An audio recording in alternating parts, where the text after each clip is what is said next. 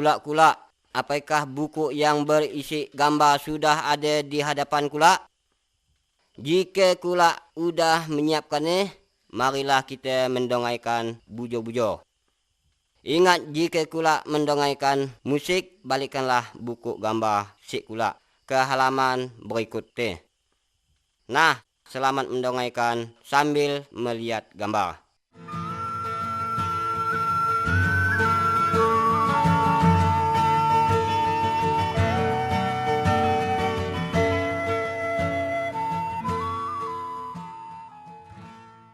Gambar 1, sebelum penciptaan. Pada mulai ada manusia, binatang-binatang, pokok kayu, matahari, dan julu-julu lain. Keadaannya gelap kecicitan dan ada teater. Pada mulanya yang ada hanyalah Allah. Hanya dengan berfirman, Allah menciptakan semua yang ada di dunia ini. Misalnya, matahari, bulan, langit, dan bumi.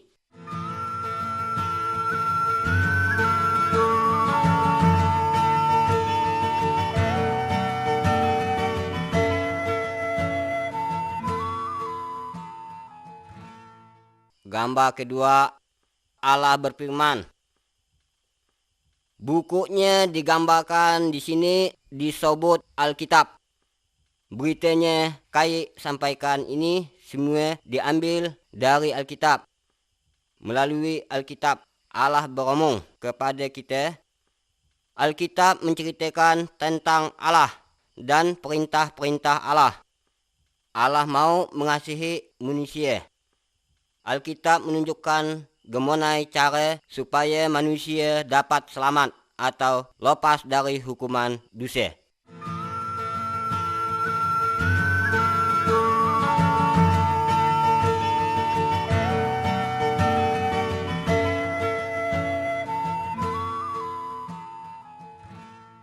Gambar ketiga, penciptaan.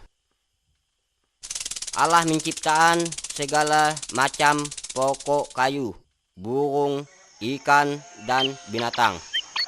Semuanya yang diciptakannya baik sekali. Allah juga menciptakan manusia. Allah mengangkat manusia menjadi penguasa atau segala yang diciptakannya. Allah menghendaki supaya semua ciptaannya hidup rukun.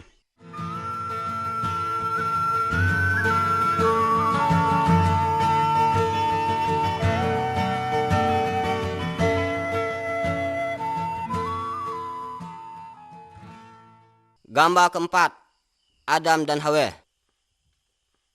Laki-laki yang pertama dinamai Adam dan betina yang pertama dinamai Hawa. Adam dan Hawa hidup berbahagia di suatu kebun yang bernama Taman Eden. Allah berkata kepada mereka, buah dari semua pohon dalam kebun ini boleh kula makan. Kecuali buah dari pohon Yesutik ini jangan atau usah. Jika kula melanggar perintah ini, kula akan dihukum. Tetapi setan datang menipu Adam dan Hawa. Lalu Adam dan Hawa memakan buah yang dilarang itu. Adam dan Hawa melanggar perintah Allah. Tidak berbuat dosa, sehingga Allah menghukum tidak. Adam dan Hawa diusir dari Taman Eden. Tetapi Allah masih tetap mengasihi tidak. Allah berjanji akan mengutus seorang juru selamat yang dapat menghapuskan dosa tidak.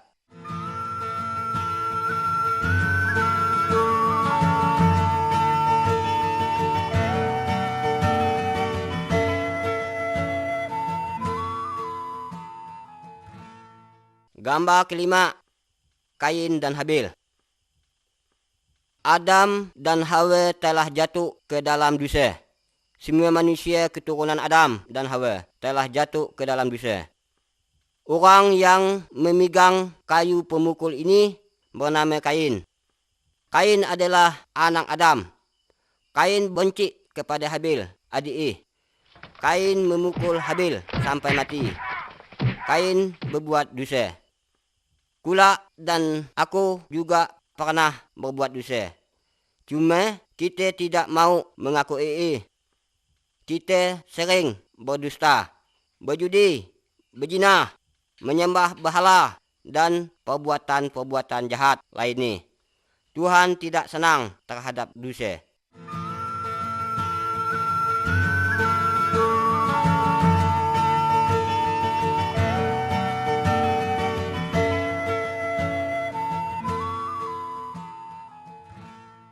Gambar ke-6, perahu Nuh. Manusia keturunan Adam makin lama makin jahat, sehingga Allah akan menghukum tidak. Banjir besar akan datang sebagai hukuman dari Allah. Tetapi masih ada orang yang percaya kepada Allah. Nama orang itu adalah Nuh. Allah menyuruh Nuh membuat perahu besar. Setelah perahu itu selesai, Nuh dan keluarganya masuk ke dalam perahu itu. Nuh juga mengajak orang-orang lain masuk ke dalam perahu. Tetapi Sida tidak percaya kalau Allah akan menghukum Sida.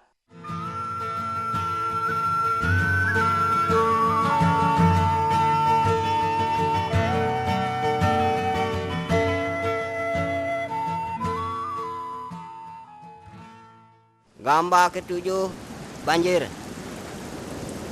Setelah Nuh dan keluarganya masuk ke dalam perahu, Allah mengunci pintu perahu itu.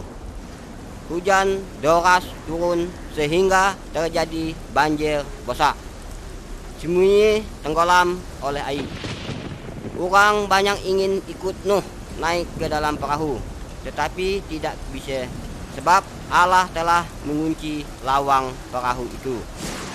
Semuanya orang yang berada di luar perahu itu mati, sebab tidak percaya kepada Allah. Nuh dan keluarganya selamat, sebab Nuh taat kepada Allah.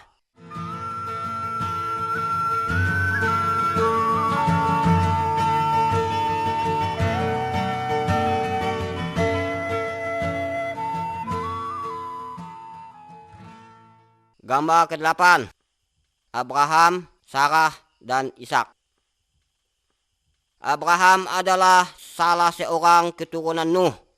Abraham percaya kepada Allah. Allah berjanji kepada Abraham dan Sarah, bininya yang manang itu, bahawa Sida akan mempunyai anak. Setelah Sida tua sekali, barulah Abraham dan Sarah mendapat seorang anak laki-laki. Anak itu diberi nama Ishak. Allah berjanji bahawa melalui keturunan Ishak akan datang seorang juru selamat yang dapat menghapuskan dosa manusia, dosa kula dan dosa aku juga.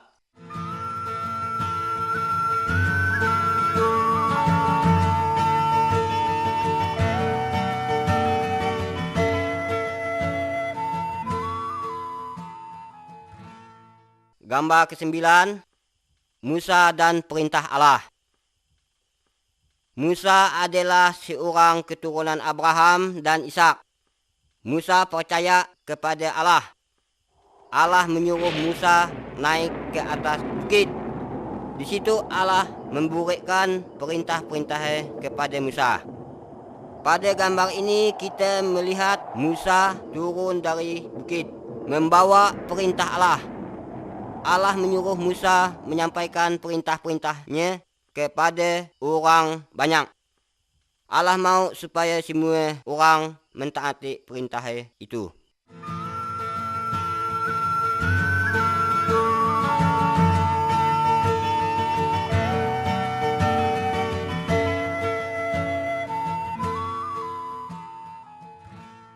Gambar ke-10, 10 perintah Allah.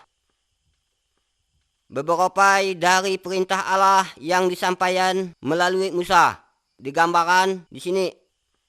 Gambar di kiri atas, jangan menyembah patung atau julu lain. Gambar di tengah atas, dalam seminggu 6 hari kita bekerja. Hari yang ketujuh adalah hari berhenti, dan hari itu untuk sembahyang kepada Tuhan. Gambar di kanan atas, anak-anak harus menghormati orang tua. Gambar di kiri bawah, jangan membunuh orang. Gambar di tengah bawah, jangan berzina, jangan mengingini perempuan lain selain bini seorang. Gambar di kanan bawah, jangan mencuri, jangan mengingini barang orang lain.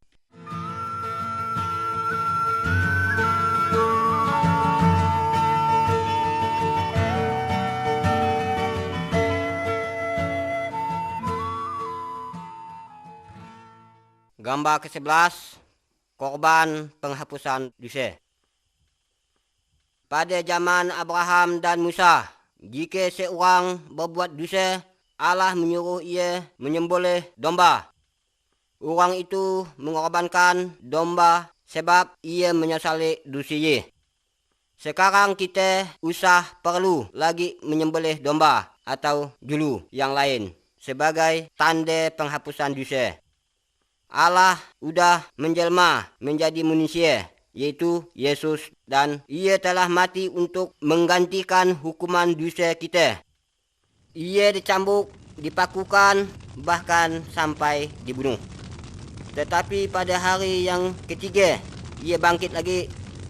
Seharusnya kitalah yang harus menanggung hukuman itu, kerana kita sudah banyak berdosa. Tetapi kerana begitu kasih Allah kepada kita, sehingga hukuman itu diambil dan ditimpakan kepada diri sendiri, supaya kita yang percaya kepada Dia tidak binasa, tetapi memperoleh hidup yang kekal. Kalau kita mengakui dosa kita dan percaya kepada Yesus, maka segala dosa kita akan diampuni.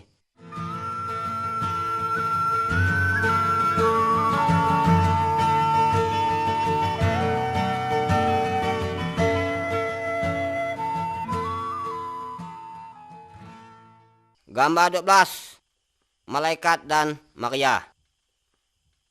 Beginian caranya Tuhan Yesus datang ke dunia. Ia menepati janji Allah kepada Adam dan Hawa. Yesuslah juru selamat yang dapat menghapuskan dosa manusia. Ada seorang gadis yang bernama Maria. Ia masih perawan, belum pernah tidur bersama laki-laki.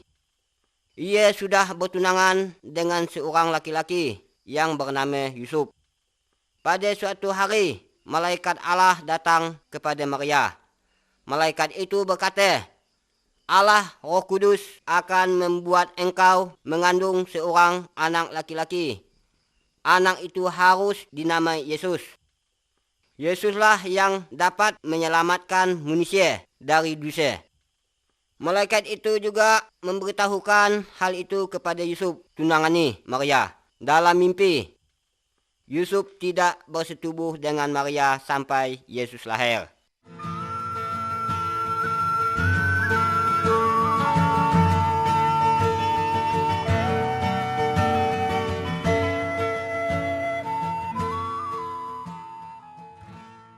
Gambar ke-13, kelahiran Tuhan Yesus.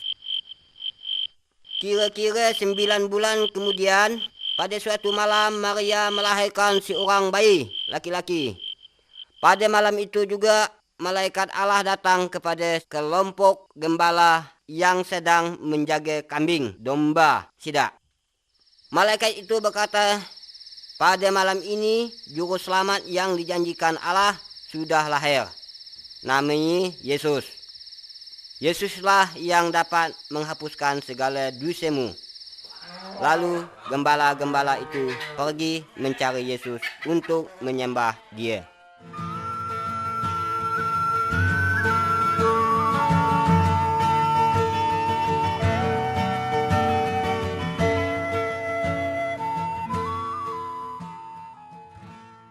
Gambar ke-14, Yesus seperti manusia biasa. Yesus bertumbuh besar seperti anak biasa. Dalam gambar sebelah kiri dapat kita lihat waktu Yesus berumur 12 tahun. Ia dapat mengajar tentang Allah kepada ahli-ahli agama. Yesus mengetahui segala sesuatu sebab ia adalah Allah. Dalam gambar sebelah kanan, kita lihat Yesus sudah berumur 30 tahun, sedang mengajar orang banyak. Ada orang yang percaya dan ada yang tidak percaya kepada Tuhan Yesus. Tetapi Allah menyatakan bahawa Yesus adalah Allah sendiri. Allah mau supaya kita taat kepada ajaran Tuhan Yesus.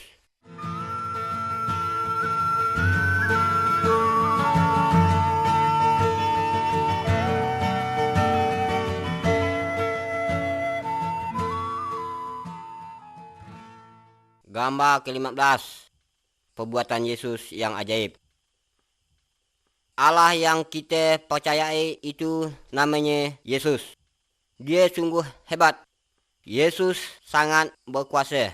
Lebih berkuasa dari segala setan atau dukun. Lihat gambar di sebelah kiri. Yesus dapat menyembuhkan orang buta. Lihat gambar di tengah. Yesus dapat menghidupkan orang mati. Lihat gambar di sebelah kanan. Yesus dapat berjalan di atas air. Tuhan Yesus adalah Maha Kuasa.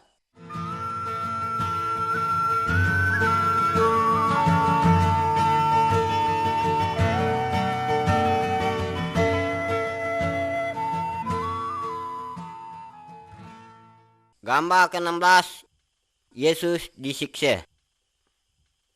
Yesus selalu berbuat baik dan tidak pernah berdosa. Yesus mengajarkan tentang Allah dan ia ingin supaya setiap orang taat kepada Allah. Tuhan Yesus menekankan kepada orang banyak bahawa manusia itu berdosa. Tetapi tidak marah lalu menangkap Tuhan Yesus. Tuhan Yesus dipukul, diludahi dan diejek. Tuhan Yesus tidak melawan. Apa sebabnya? Sebab Tuhan Yesus rela menderita seperti itu dengan maksud untuk menanggung hukuman dosa kita manusia.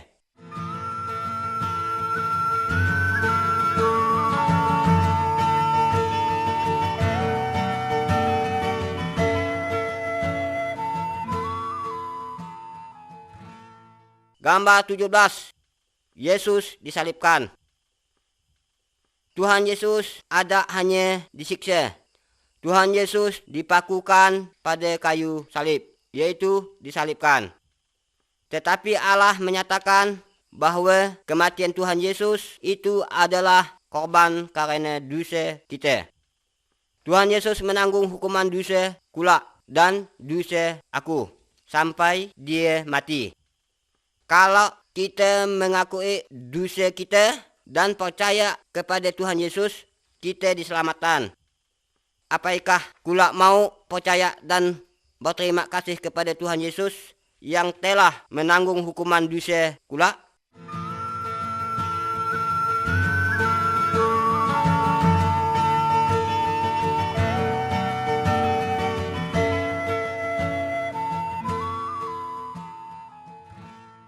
Gambar 18, kebangkitan.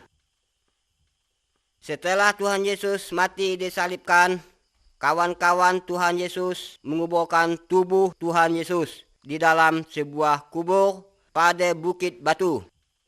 Lalu lawang kubur itu ditutup dengan batu besar. 3 hari kemudian, Maria dan kawan-kawannya datang ke kubur. Tetapi Tuhan Yesus tidak ada. Yang ada hanya malaikat. Kata malaikat itu, Tuhan Yesus tidak ada di sini. Yesus sudah dihidupkan kembali. Sampai sekarang Yesus tetap hidup. Kalau kita berdosa kepadanya, Tuhan Yesus mendongai doa kita dan mau memperhatikan hidup kita.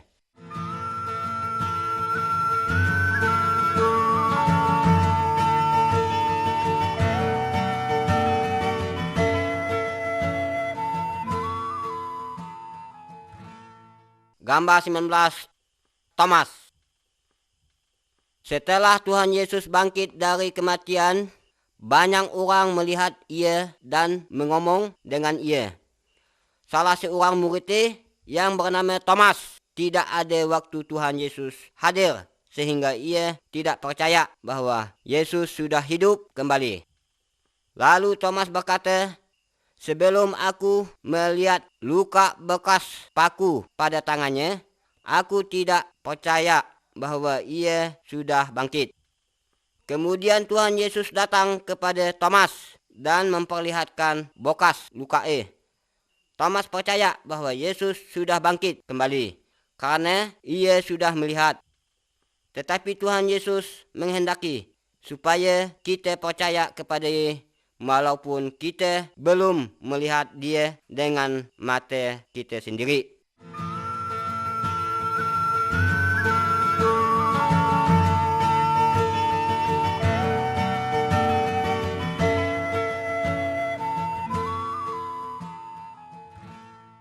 Gambar 20. Kenaikan. 40 hari setelah Tuhan Yesus bangkit, ia mengajak murid-muridnya ke sebuah bukit. Kata Yesus, "Sekarang aku akan naik ke sorga. Setelah aku pergi, kula harus memberitakan tentang aku kepada semua orang. Jelaskanlah bahwa aku pernah disalibkan untuk menanggung hukuman dosa kula. Dan setiap orang yang percaya kepadaku, dosanya diampuni. Nanti ia boleh tinggal bersama aku di surga." Lalu murid-muridnya melihat Tuhan Yesus terangkat ke surga. Kemudian 2 malaikat datang dan berkata kepada murid-muridnya Tuhan Yesus, "Pada suatu hari nanti Tuhan Yesus akan datang kembali. Tuhan Yesus akan mengangkat semua orang yang percaya kepada Dia pulang ke surga. Mau ai kula percaya kepada Tuhan Yesus supaya nanti dapat ke surga."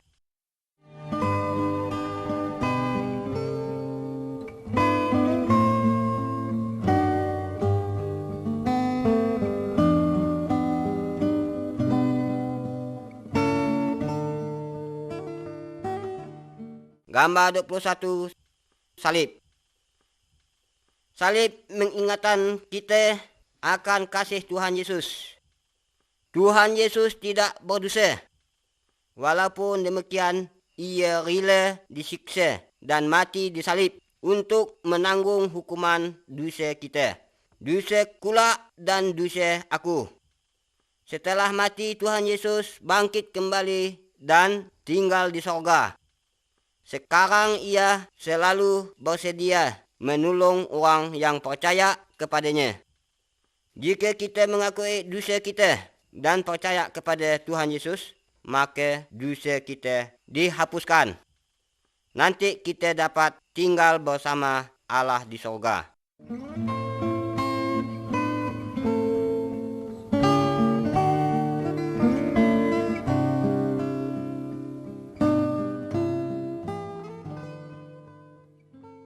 Gambar 22. 2 jalan.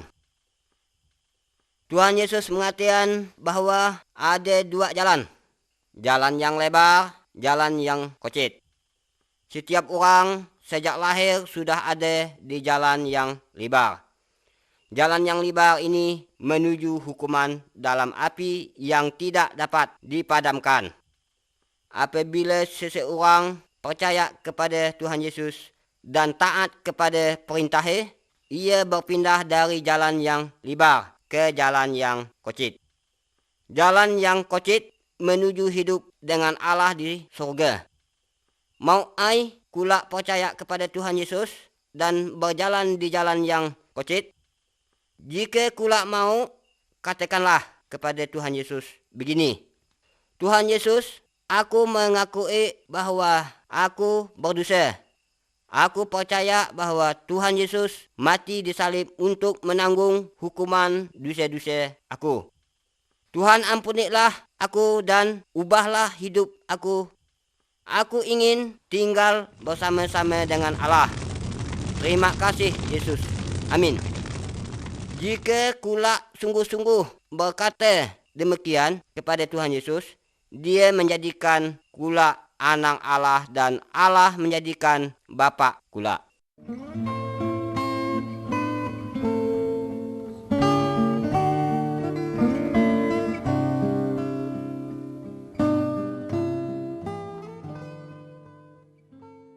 Gambar 23, anak-anak Allah.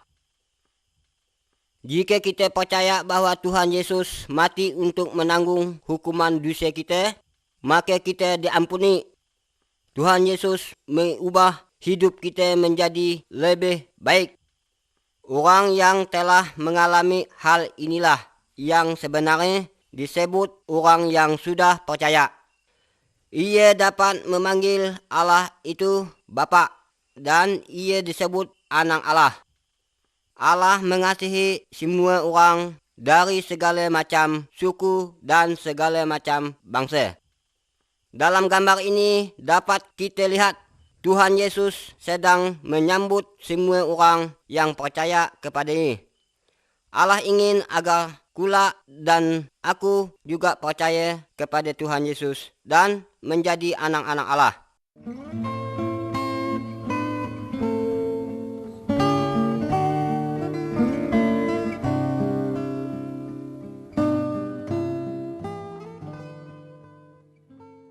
Gambar 24, Yesus dan Nikodemus. Dalam gambar ini kita melihat Tuhan Yesus sedang bercakap-cakap dengan seorang guru agama yang bernama Nikodemus. Tuhan Yesus menekankan bahwa setiap orang untuk dapat masuk ke surga harus diperbaharui jiwanya. Hanya Roh Kudus yang dapat memperbaharui jiwa manusia. Kita sendiri tidak dapat memperbaharuinya sebab kita sudah berbuat dosa. Jika kita mengaku dosa kita dan percaya kepada Yesuslah yang dapat menghapuskan dosa kita, maka Roh Kudus akan memperbaharui jiwa kita. Kemudian Nikodemus mengaku dosanya dan percaya bahwa Yesuslah juru selamat yang dapat menghapuskan dosanya. Tetapi bagaimana dengan kula?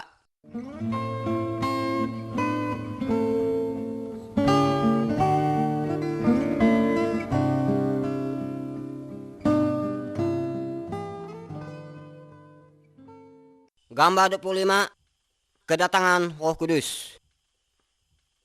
Pada waktu Tuhan Yesus ada di dunia ini, dia berjanji akan mengirim penolong kepada murid-muridnya. Setelah Tuhan Yesus pulang ke surga, murid-muridnya berkumpul dan berdoa bersama-sama. Tiba-tiba Roh Kudus turun dan mendiami mereka. Ia memberi sidak kuasa untuk melakukan apa yang Tuhan Yesus perintahkan. Roh Kudus mendiami setiap orang yang menyerahkan diri kepada Tuhan Yesus. Roh Kudus adalah penolong dan penghibur sidak. Roh Kudus penolong sidak untuk mengerti firman Allah. Ia menolong sidak untuk melakukan hal-hal yang menyenangkan Allah.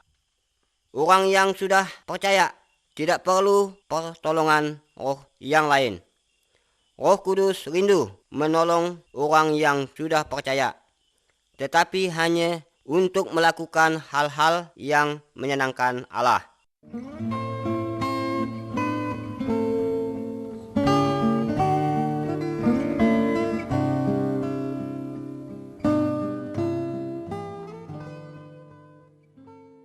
Gambar 26, berjalan di dalam terang.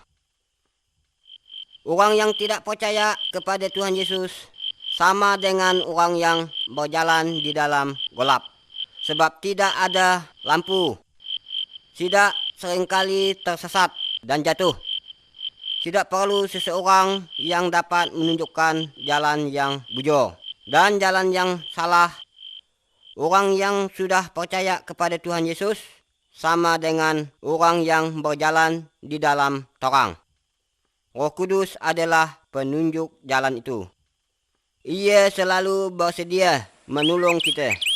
Roh Kudus menerangkan jalan kita dengan firman Allah.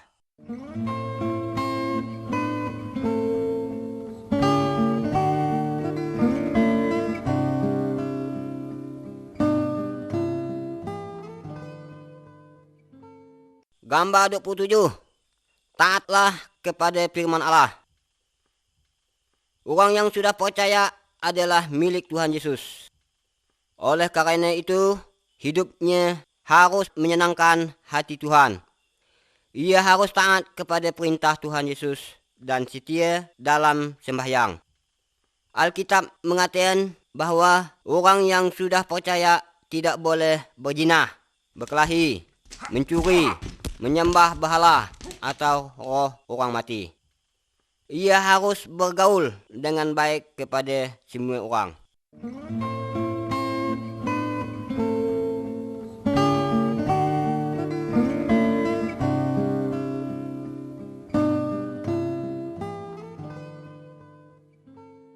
Gambar 28.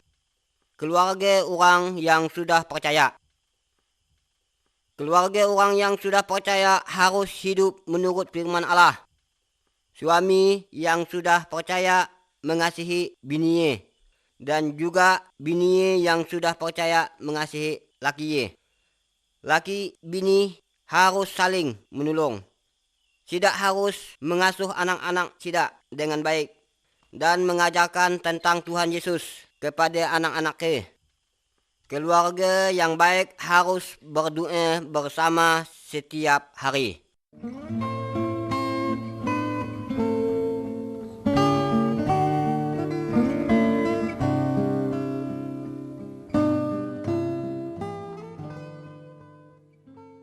Gambar 29. Mengasihi musuh. Allah menyuruh orang percaya supaya mengasihi semua orang, termasuk orang yang berbuat jahat kepada Ia. Pada gambar sebelah kiri terlihat dua orang yang tadinya bermusuhan, tetapi sekarang sudah berbaikan kembali. Dalam gambar sebelah kanan, kita lihat seseorang sedang menolong orang yang berasal dari suku lain yang memusuhi sukunya. Orang yang sudah percaya harus berbuat baik kepada semua orang dan mau mengampuni orang yang berbuat salah kepadanya.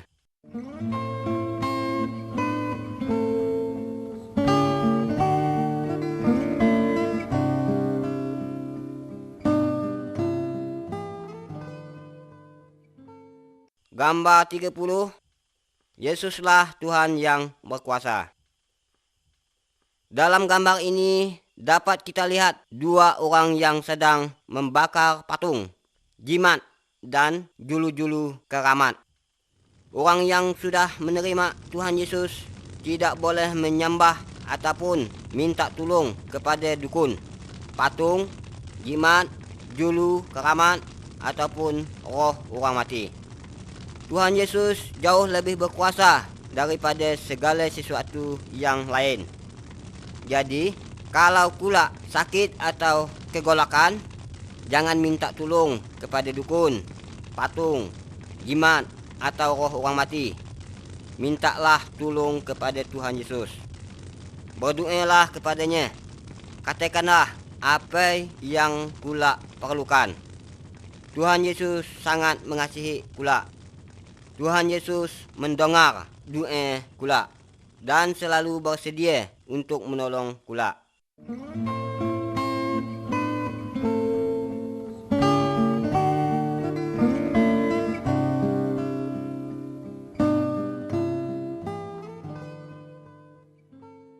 Gambar 31. Mengusir setan. Dalam gambar ini kita melihat seseorang yang dirasuki setan. Segala tali dan rantai dapat diputuskan ni, kerana setan yang ada di dalamnya kuat sekali. Tuhan Yesus mengusir setan yang merasuki orang itu. Orang itu menjadi sembuh. Setan terpaksa keluar dari orang itu, karena Tuhan Yesus jauh lebih berkuasa dari segala setan. Setan-setan takut atau gelak kepada Tuhan Yesus. Jangan menyembah setan. Kalau pula diganggu setan, jangan minta tolong kepada dukun. Mintalah tolong kepada Allah di dalam nama Tuhan Yesus. Tuhan Yesus akan mengusir setan-setan itu.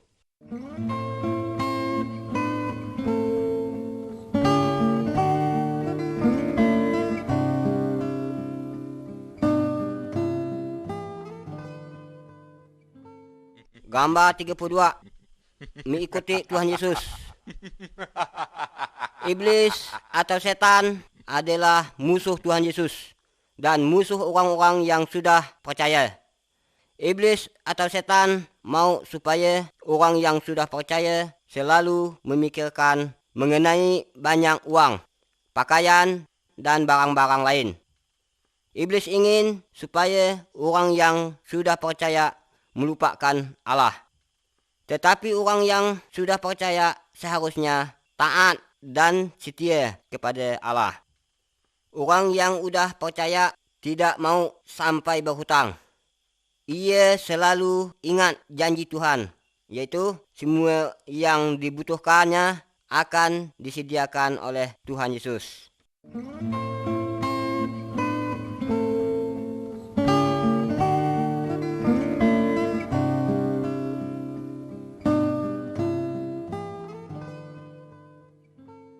Gambar 33. Apabila orang yang sudah percaya berdosa lagi. Dalam gambar ini kita melihat seorang anak laki-laki yang sudah berbuat banyak dosa.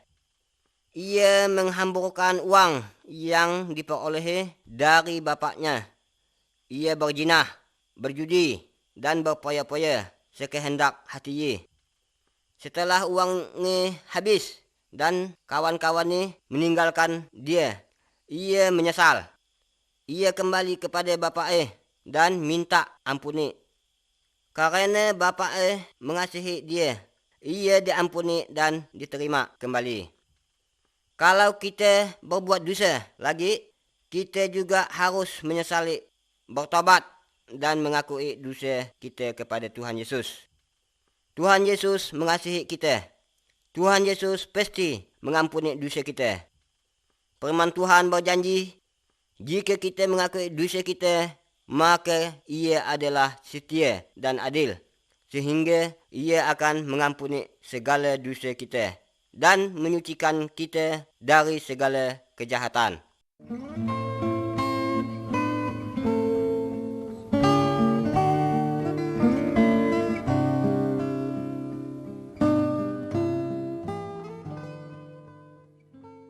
Gambar 34. Penyakit. Semua orang baik yang sudah percaya maupun yang belum percaya dapat sakit. Dalam gambar ini dapat kita lihat seseorang yang sedang terbaring sakit.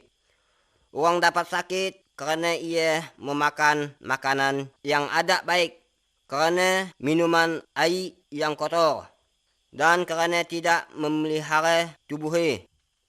Orang juga dapat menjadi sakit kerana kena sihir dan kerana dirasuki setan.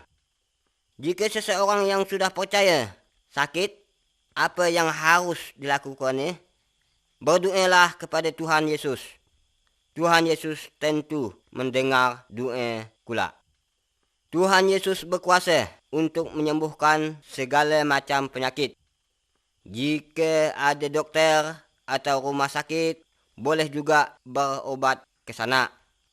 Tuhan Yesus juga dapat memakai obat-obatan untuk menyembuhkan kula. Tetapi jangan pergi ke dukun. Mintalah pertolongan kepada Tuhan Yesus. Tuhan Yesus lebih berkuasa dari segala dukun dan roh-roh jahat.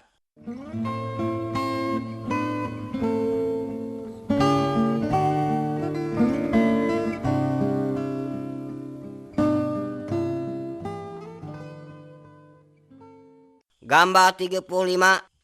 Kematian.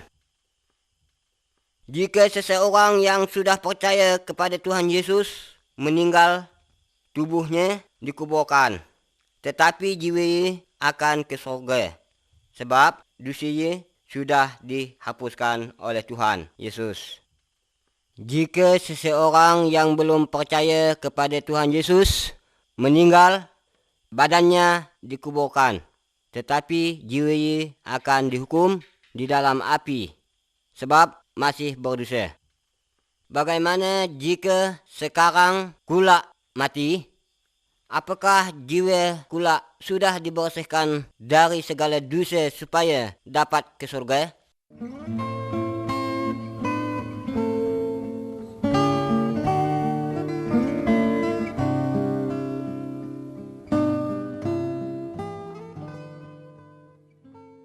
Gambar 36, badan Tuhan Yesus. Setiap bagian dari badan kita mempunyai tugas masing-masing. Misalnya, mata untuk melihat, mulut untuk bercakap, dan telinga atau kuping untuk mendongai. Jika salah satu bagian sakit, seluruh badan akan merasa sakit. Allah mengatakan bahwa setiap orang yang sudah percaya itu sama seperti bagian-bagian dari badan. Dan Tuhan Yesus adalah kepala dari tubuh itu. Setiap orang yang sudah percaya mempunyai tugas yang berbeda. Misalnya, berkhotbah, mengajar firman Allah, menyanyi, menolong orang, dan lain-lain. Setiap orang yang sudah percaya adalah saksi bagi Tuhan Yesus. Semua orang yang sudah percaya harus saling mengasihi dan saling membantu.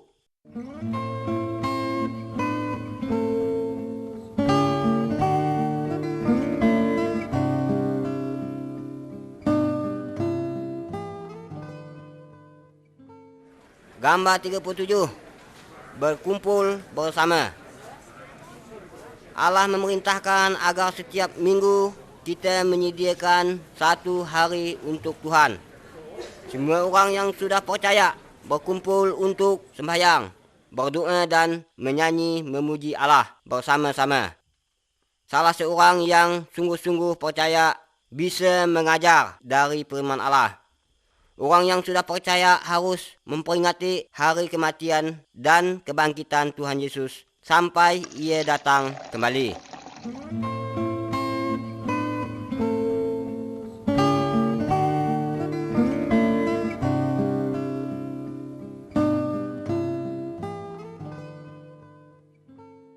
Gambar 38, Tuhan Yesus akan datang kembali.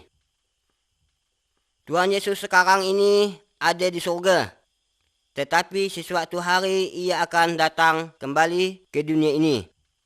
Apabila ia datang, semua orang yang sudah percaya akan diangkat ke surga. Tetapi bagi orang yang tidak percaya kepada Tuhan Yesus akan ditinggalkan dan dihukum di dalam api. Udah siapkah kula apabila Tuhan Yesus datang sekarang?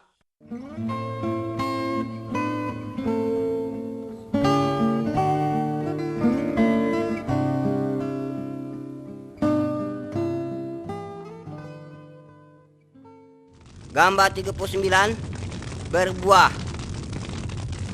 Dari pokoknya kita mengharapkan buah. Dahan yang tidak berbuah akan dipotong dan dibakar. Tuhan Yesus mengumpamakan dirinya sebagai batang pohon dan orang-orang yang percaya kepadanya sebagai dahan-dahannya. Dari orang yang sudah percaya, Tuhan Yesus mengharapkan buah-buah yang baik. Yang dimaksud dengan buah-buah itu adalah kasih, sukacita, kebaikan, kesediaan untuk menolong, kejujuran, dan kesucian hidup. Buah-buah tersebut akan timbul dalam kehidupan orang-orang yang sudah percaya oleh kuasa Roh Kudus. Kehidupan orang yang sudah percaya kepada Tuhan Yesus harus lebih baik daripada sebelumnya.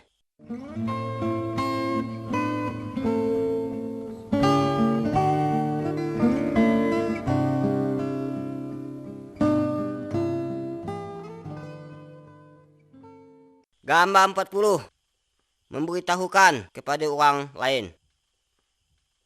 Percayakah kula kepada Tuhan Yesus? Kalau kula benar-benar percaya, katakanlah kepada keluargamu bahwa Yesus sangat baik. Katakanlah kepada teman-temanmu bahwa Yesus mengasihi mereka juga. Katakanlah bahwa hatimu tenang dan tidak lagi takut kepada setan atau hantu. Tuhan Yesus sudah menyediakan tempat di surga bagi kula yang benar-benar percaya. Beritahukanlah bahwa Yesus ingin melepaskan semua orang agar tidak dihukum di neraka. Beritahukanlah kepada semua orang bahwa ada tempat di surga bagi mereka yang mau percaya kepada Yesus. Sebaliknya, ada tempat hukuman bagi mereka yang menolak Tuhan Yesus.